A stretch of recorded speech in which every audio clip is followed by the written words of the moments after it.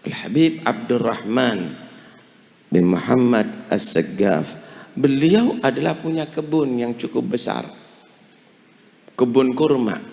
Tapi ketika menanam bibit kurma, setiap bibit surat Yasin. Setelah ditanam, setiap pohon satu hataman Al-Quran. Maka ketika datang penyakit yang menyerang pohon kurma di kota Tarim, semua rusak kecuali milik Habib Abdurrahman bin Muhammad As-Saggaf.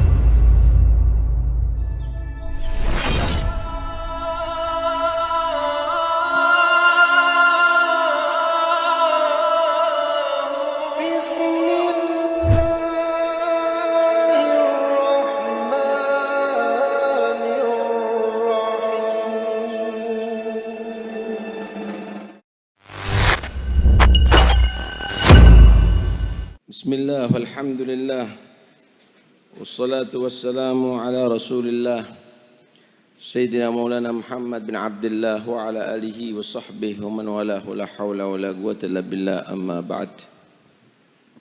Para habaib, para ulama yang kami cintai, yang kami hormati, segenap pejabat pemerintah yang sipil, Polri, TNI yang kami hormati, hadirin sekalian dan hadirat yang dirahmati Allah Subhanahu wa taala.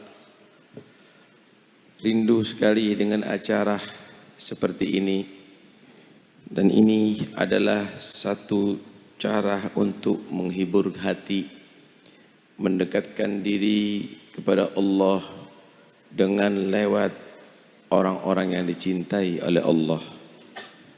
Mudah-mudahan acara ini tidak libur seterusnya, karena dengan acara ini insya Allah Allah angkat semua bala. Dengan acara seperti ini insya Allah Allah akan turun rahmat kepada kita. Negeri kita akan damai, negeri kita akan sentosa, negeri kita insya Allah akan dijaga oleh Allah Subhanahu wa ta'ala. Rangkaian acara yang sudah kita lalui mulai kemarin, Rauhah, Khatmul Ihya, dan tadi pagi Maulid, dan sekarang Haul. Ada beberapa kata-kata mutiarah daripada Al-Habib Abu Bakar, hendaknya untuk kita jadikan oleh-oleh, baik untuk diri kita maupun untuk keluarga kita. Beliau radhiyallahu anhu berkata, ad-da'i ilallah la budda ma tajtami' fihi arba'atu khisal, az-zuhud wal-ilm wal-aql wal-mudarah. وإذا نقصت خصلة من هذه الأربعة ما يكون لوعده تأثير ولا تظهر النتيجة. Banyak orang-orang menjadi dai, saudara. Banyak yang menjadi penceramah dan penasihat. Ma aktsara syajar falaysa bimuthmirin wa ma aktsara thamar falaysa bitayyibin. Berapa banyak pohon tapi tidak berbuah, saudara. Berapa banyak buah tapi rasanya tidak manis, saudara. Begitulah berapa banyak dai, berapa banyak penceramah, berapa banyak khatib tapi tidak menghasilkan. Kalaupun ada ceramah, kadang-kadang bukan hikmah tapi fitnah yang terjadi. Beliau mengatakan, hendaknya seorang dai harus kumpul pada dia 4 sifat, 4 hal kalau kepingin dakwahnya sukses, kalau kepingin nasihatnya tadi itu ada pengaruh dan diterima oleh masyarakat. Nggak perlu banyak bicara, nggak perlu banyak dengan tutur kata. Sebenarnya 4 hal ini yang akan membuat dakwah tadi itu terus dan akan diterima. Pertama, seorang dai harus mempunyai sifat zuhud, tidak cinta dunia. Bukan karena melarat, saudara. Ada orang itu dikehendaki oleh dunia tapi menolak. Ada orang yang dunianya nggak ngendaki sama dia, Kalau ini fi hukmil ittirar. Tapi orang zuhud itu tidak cinta dunia, walaupun dunia berdatangan kepada dia. Dan ini adalah sulit. Laisa zuhud an la tamlika dunya, walakinna zuhud an la tamlika kad dunya. Zuhud itu bukan kamu enggak punya dunia, tapi zuhud itu kamu tidak dikuasai oleh dunia. Seorang dai kalau sudah dikuasai oleh dunia, maka jangan-jangan dia tidak berdakwah kecuali karena dibayar. Jangan-jangan yang dicari adalah materi, dan ini yang akan merusak dalam dakwah itu sendiri. Karena itu seorang dai harus zuhud. Dua hal Nabi SAW mengajarkan jika ingin dicintai oleh Allah dan jika ingin dicintai oleh makhluk Allah. Izhad fid dunya yuhibbukallah, wazhad fi ma fi aidin nas yuhibbukan nas. Zuhudlah kamu daripada dunia, Allah cinta kepada kamu. Allah cinta kepada orang yang zuhud daripada dunia. Zuhudlah kamu daripada apa yang dimiliki oleh manusia. Jangan kamu ganggu, jangan kamu minta sama dia. Punya hajat buat proposal jam 2 malam minta sama Allah, maka manusia akan cinta kepada kamu. Itulah keberhasilan as-salafun as-salih. Mereka adalah bukan orang yang selalu minta, tetapi mereka adalah manusia yang selalu memberi, ya ikhwani. Mereka bekerja bukan untuk menumpuk harta, tapi mereka bekerja adalah untuk membantu orang yang membutuhkan. Al-Habib Abdurrahman bin Muhammad As-Saggaf, beliau adalah punya kebun yang cukup besar, kebun kurma. Tapi ketika menanam bibit kurma, setiap bibit surat Yasin. Setelah ditanam, setiap pohon satu hataman Al-Quran. Maka ketika datang penyakit yang menyerang pohon kurma di kota Tarim, semua rusak kecuali milik Habib Abdurrahman bin Muhammad As-Saggaf. Tidak pernah terganggu urusan zikirnya, dakwanya, karena urusan pekerjaannya. Karena memang pekerjaan bukan dijadikan tujuan, tapi untuk alat membantu dalam dakwanya. Ya ayyuhalladzina amanu la tulhikum amwalukum wala auladukum an dzikrillah wa man yaf'al dzalika fa ulaika humul khasirun. Jangan sampai kesibukan kamu dalam mengurusi harta benda dan perdagangan dan cintanya kamu kepada anak kamu melupakan kamu daripada zikrullah, Al-Quran, berzikir kepada Allah secara mutlak, atau sholat, atau ilmu. Siapa yang karena itu semuanya meninggalkan yang diperintahkan Allah, berarti dia menjadi orang yang merugi karena harus masuk neraka Allah Subhanahu wa ta'ala. Pertama, seorang dai harus zuhud. Tuh lihat Habib Abu Bakar punya apa? Apakah diceritakan di sini tanahnya Habib Bakar berhektar-hektar? Apakah diceritakan di sini rekeningnya banyak? Apa yang dimiliki oleh beliau? Yang dimiliki adalah bagaimana magam yang tinggi di sisi Allah Subhanahu wa ta'ala. Beliau sudah dikubur, saudara, sekian puluh tahun, tapi manfaatnya Anda semuanya bisa datang ke sini. Ini semuanya adalah karena zuhud beliau. Zuhud ke dunia dicintai Allah, zuhud tidak mengganggu hartanya manusia dicintai oleh manusia. Yang kedua, seorang dai harus dilengkapi dengan ilmu, bukan mencari popularitas, bukan hanya gambar yang dipampang, tapi ilmu, ya ikhwani, ilmu yang manfaat, bukan ilmu untuk mencari pengaruh, ilmu yang manfaat. Apa ilmu yang manfaat? Ilmu yang bisa membuahkan amal, ilmu yang bisa membuahkan akhlakul karimah, ilmu yang bisa mengenalkan kamu pentingnya ibadah dan taat kepada Allah Subhanahu wa ta'ala. Ilmu kita kadang-kadang hanya sekedar untuk berceramah, untuk di atas panggung, ilmu kosong, ya ikhwani. La, jangan. Atau ada ilmu tetapi tidak sesuai diartikan dengan muradillah wa muradi rasulih. Nabi SAW menggambarkan di hari kiamat, innallaha la yantazi'ul ilma min ibadihi intiza'an walakin yantazi'uhu biqabdil ulama. Allah itu mencabut ilmu nanti di akhir zaman tidak serta-merta dicabut seperti mencabutnya kita paku dengan tang, tapi dengan dimatikan ulama-ulama pembawa ilmu-ilmu manfaat ini. Kalau sudah nggak ada, ittakhadhan nasu ru'usan juhalan fasu'ilu an ilmin fa'aftau bighairi ilmin fadallu wa adallu. Kalau sudah nggak ada alim-alim yang demikian pengen jadi panutan, maka yang jadikan tokoh, ketua, pemimpin adalah orang-orang yang bodoh. Bukan bodoh karena nggak ngerti nahwu, bukan bodoh karena nggak ngerti fikih, bodoh karena punya ilmu tapi tetap melanggar ajarannya.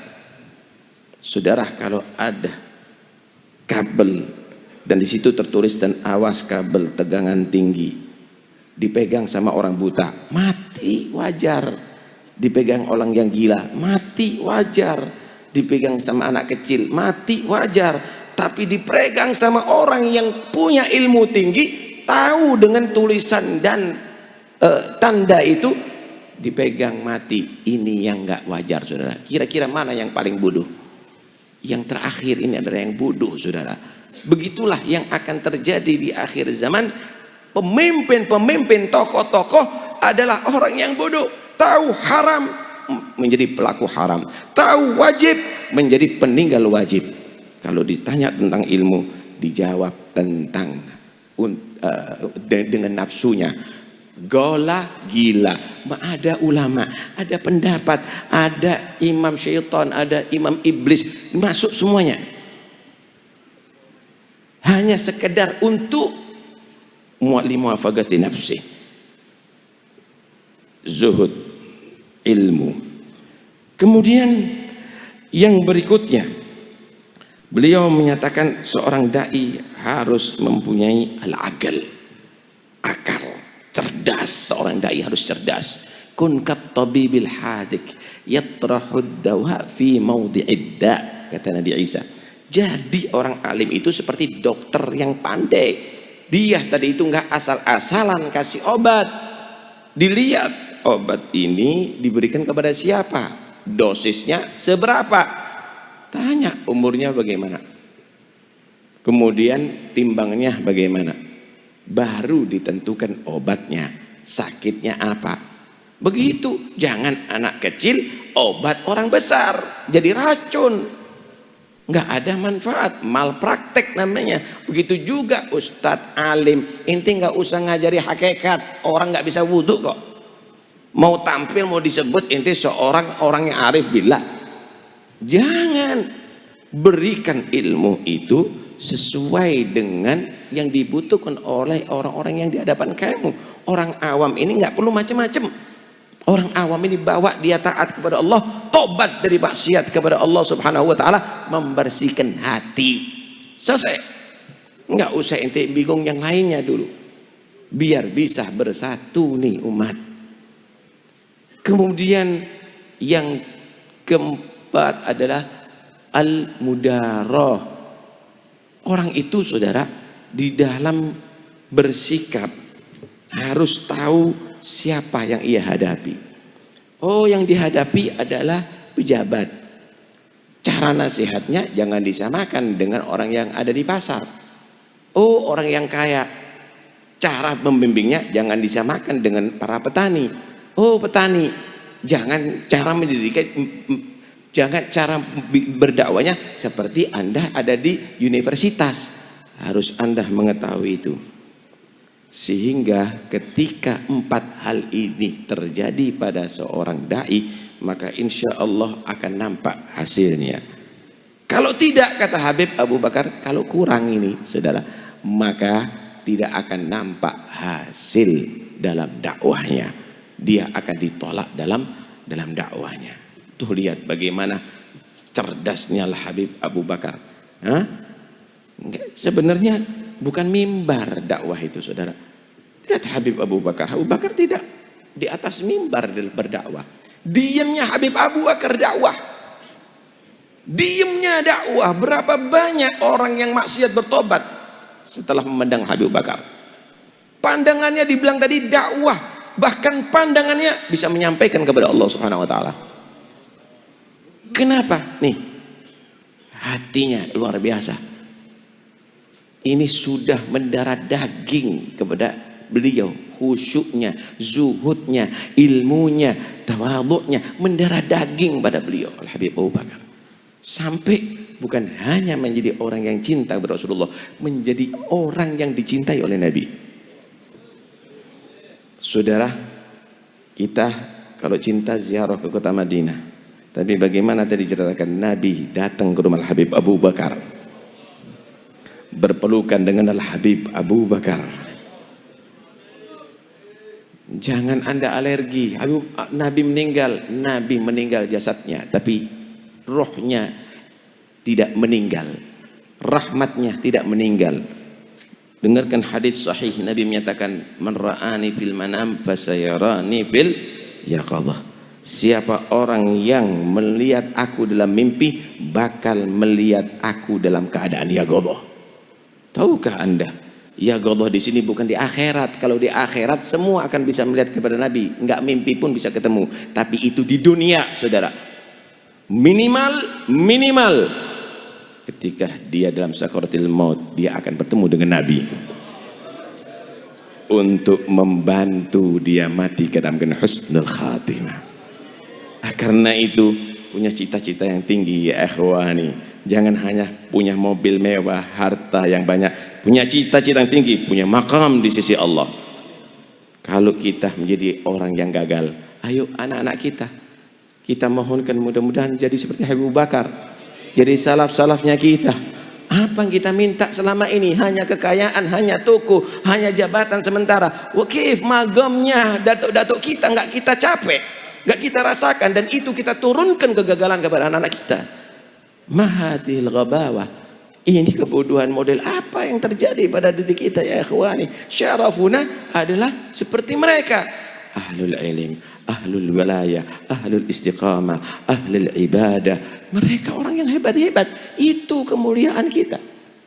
Anda tahu Imam Ghazali, Muhammad bin Ahmad Al-Ghazali, bukan orang Arab. Dan beliau bukan anak ulama besar. Bapaknya tukang pintal benang. Apa yang menjadikan bapak yang beruntung ini punya Imam Ghazali? Karena setiap dia melihat para wali, orang istiqamah, orang ibadah, menangis dia. Yang ditangisi dirinya. Ya Allah, kenapa aku tidak bisa mencapai magom seperti orang ini? Kenapa aku tidak bisa mempunyai menikmati ibadah seperti orang ini? Kemudian memohon kepada Allah, ya Allah, jika aku tidak bisa mencapai magom seperti wali ini, karuniakan kepada aku anak yang bisa mencapai magom seperti wali ini. Kalau bertemu dengan alim kabir, ustadz yang dakwahnya masuk dalam hati, nangis dia. Kenapa aku tidak belajar dalam masa mudaku dan kecilku?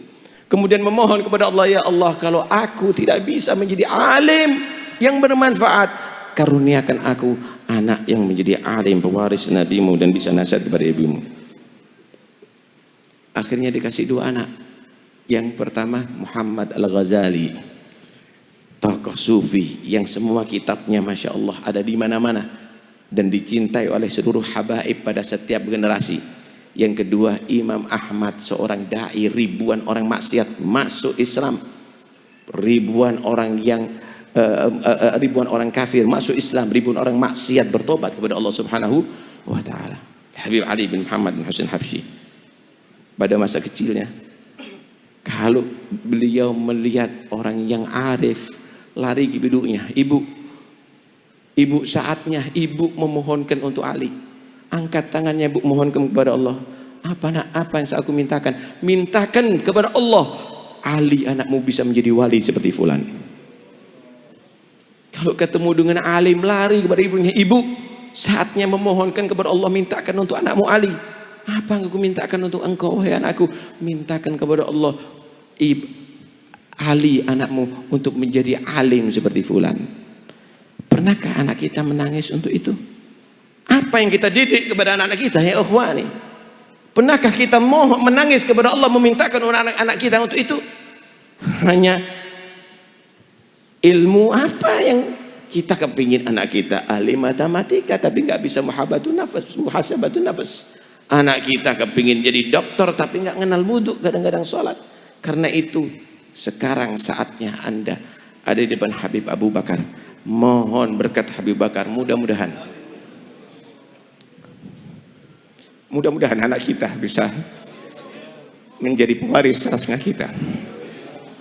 Ya Rabb, ruddana maraddan jamilah. Ya Allah, kembalikan lagi kemuliaan kepada Alawiyin ya Allah. Jadikan mereka ahlul ilm, jadikan mereka ahlul ta'ah, jadikan mereka ahlul wilayah. Ya Allah, jangan jadikan anak kami menjadi anak-anak yang mengecewakan kami dunia sampai akhirat. Jagalah mereka daripada segala yang merusak akhlak mereka, merusak akidah mereka. Tetapkan kita semuanya dalam akidahnya salafnya salih, akidah ahli sunnah wal jamaah. Dan mudah-mudahan insyaAllah berkat Habib Abu Bakar kita akan mendapatkan anak-anak kita sulaha insyaAllah, ulama insyaAllah, aulia insyaAllah, asfiya insyaAllah. Dan mudah-mudahan kita kalau meninggal dunia dan orang-orang tua kita akan bahagia karena anak-anak kita ahli salat, ahli zikir, ahli ibadah, ahli taat kepada Allah, ahli cinta kepada Nabi Muhammad, cinta kepada salafus saleh, dan tidak keluar daripada tariqah mereka. Amin ya rabbal alamin. Wa sallallahu ala sayyidina Muhammad wa alihi wasallam. Alhamdulillah rabbil alamin.